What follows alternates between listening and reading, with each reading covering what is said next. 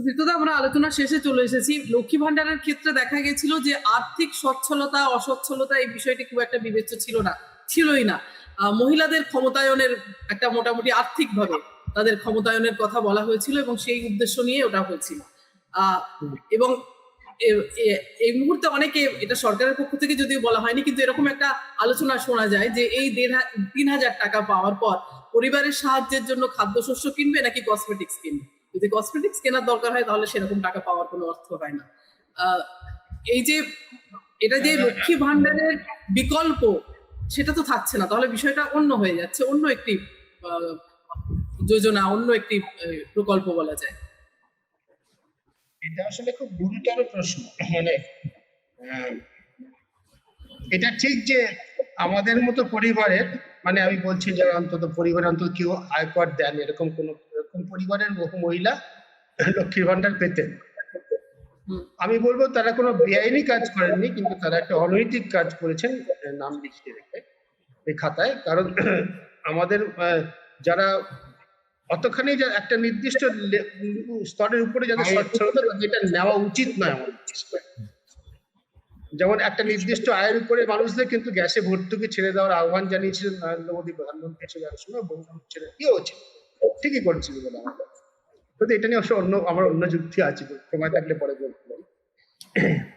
কিন্তু আমার হাতে যদি টাকা আসে, সরকার টাকা দেয়, তাহলে আমি খাদ্যদ্রব্য কিনবো না কসমেটিক্স কিনবো, এটা কি সরকারের ঠিক করে দেওয়ার এখতিয়ার আছে? এটা খুব কঠিন একটা প্রশ্ন। এই প্রশ্নটার মধ্যে মোরাল ফিলোসফি চলে আসে। এটা কিন্তু অত চট করে উত্তর দেওয়া যায় না যে খাদ্যদ্রব্যই কেনা উচিত।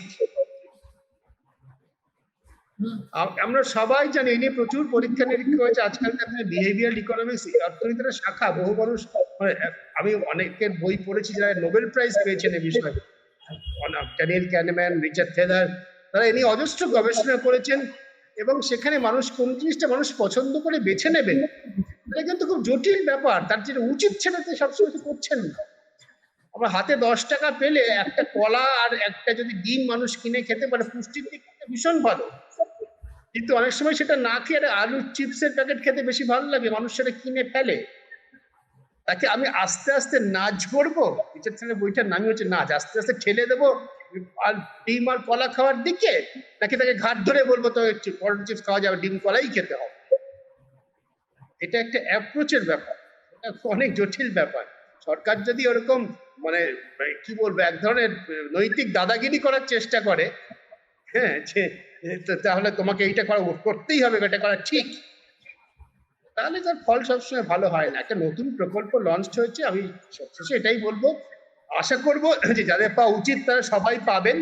এবং আমি আবেদন করব বিশেষ করে যাদের উপভোক্তা হতে পারেন, তারা সকলে সদিচ্ছা নিয়ে ঠিক মতো করে ঠিকঠাক করে ফর্মটা ফিল আপ করুন, এবং পারলে সাইবার ক্যাফে জাতীয় জায়গা এড়িয়ে গিয়ে এমন জায়গায় ফিল আপ করুন যেখানে আপনি নিশ্চিত যে যেখান থেকে আপনি প্রতারিত হবেন না। সেটা মুখে বলা সহজ, করা খুব কঠিন। কার সে না, শুধু করা যায়, মানে আমি জানি শেষে 30 সেকেন্ড করা যায়। বেশিরভাগ লোকেরই ব্যাংকের যে ডিটেলস, যে ব্যাংক, বেশিরভাগ এরকম লোকেদের ব্যাংক, এরকম বেনিফিশিয়ারিদের ব্যাংক অ্যাকাউন্ট কিন্তু পাবলিক সেক্টর ব্যাংক। তো এখন দুটো সরকার, স্টেট এবং centre act, banking system, banking regulator, তো এটা হয়তো সরকার এটা ভাবতে পারে যে ব্যাংকিং সিস্টেমটাকে ইউজ করে যেখানে ব্যাংক অ্যাকাউন্ট, সেই ব্যাংকের লোকেরা যদি হেল্প করে, কারণ একটা সেফ, আপনি যেটা বারবার বলছেন এই সাইবার সিকিউরিটি এইগুলোর থেকে অ্যাটলিস্ট একটা সেফটি তৈরি হবে। 100% কখনোই নয়, কিন্তু হয়তো 80% বা 70%। বিশেষ করে আজকাল যখন প্রতারণা ঘটনা ঘটছে, আমি তো এই গত সপ্তাহে আমি গাড়ির ইন্স্যুরেন্স রিনিউ করালাম, আমাকে ফোনে বলা হচ্ছে আপনার আইডি পাঠিয়ে দিন, প্যান পাঠিয়ে দিন, আধার কার্ড পাঠিয়ে দিন, হয়ে যাবে। আমি বললাম না, আমি চেনা জায়গায় মানুষের হাতে গিয়ে দেবো, আমি ফোনে আমি সফট কপি। আমি তো বললাম না আপনাকে সেই জন্য।